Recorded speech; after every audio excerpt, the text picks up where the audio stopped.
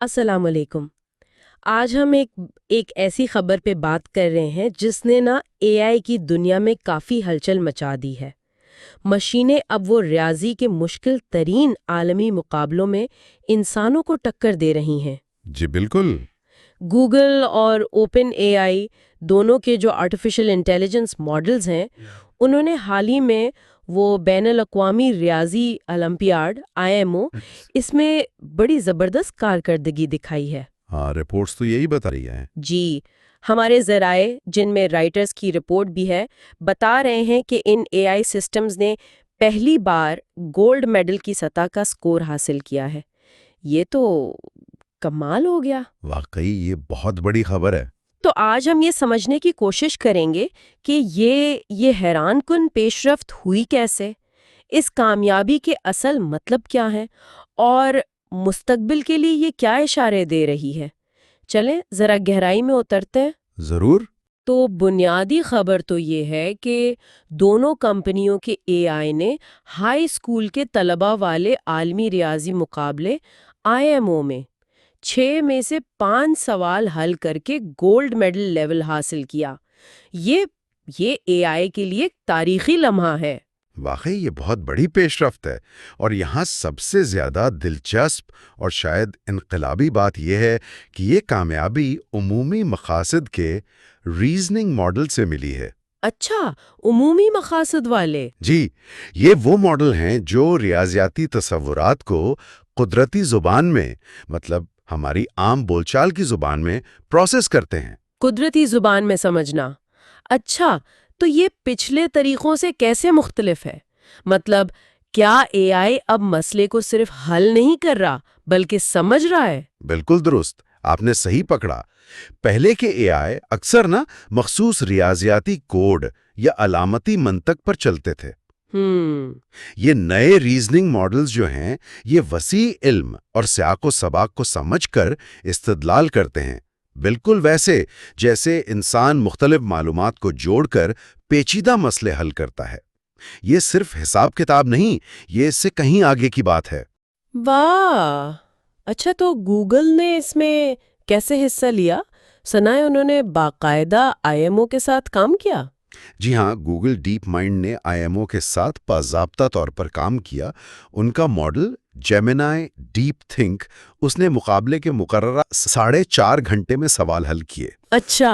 اور ان کے نتائج کی تصدیق خود IMO کمیٹی نے کی۔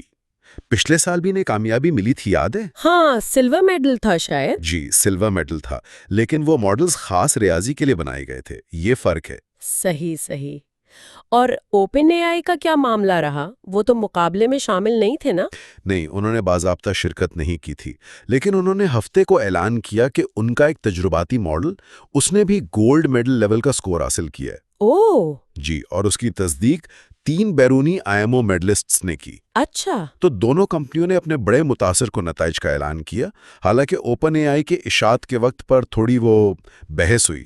ہاں، وہ میں نے بھی سنا تھا، کچھ تنازع تھا۔ جی، کچھ تھا کہ کسے کب اعلان کرنا چاہیے تھا۔ اوپن اے آئی نے کہا انہیں اجازت تھی، گوگل نے کہا ہمیں انتظار کرنے کو کہا گیا تھا۔ خیر، IMO بورڈ نے بعد میں کہا کہ پیر کو سب اعلان کر سکتے ہیں۔ ٹھیک ہے۔ لیکن اہم بات یہ ہے کہ دونوں کے اے آئی ماڈلز نے گولڈ میڈل لیول کی کارکردگی دکھائی۔ یہ اصل نقطہ ہے۔ بالکل، لیکن یہ سب اتنا اہم کیوں ہے؟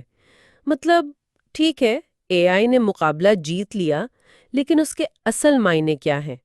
یہ صرف ایک مقابلے میں جیت سے بڑھ کر کیوں ہے؟ دیکھیں، اس کی اہمیت بہت گہری ہے۔ براؤن یونیورسٹی کے پروفیسر اور گوگل کے محقق ہیں جان یوک چینگ۔ وہ خود بھی 2003 کے IMO گولڈ میڈلسٹ ہیں۔ اچھا۔ جی، ان کے مطابق یہ صرف سکور کی بات نہیں ہے۔ اصل نقطہ یہ ہے کہ اے آئی اب صرف حساب کتاب کرنے والی مشین نہیں رہی، وہ قدرتی زبان سمجھ کر منطقی استدلال کر رہی ہے۔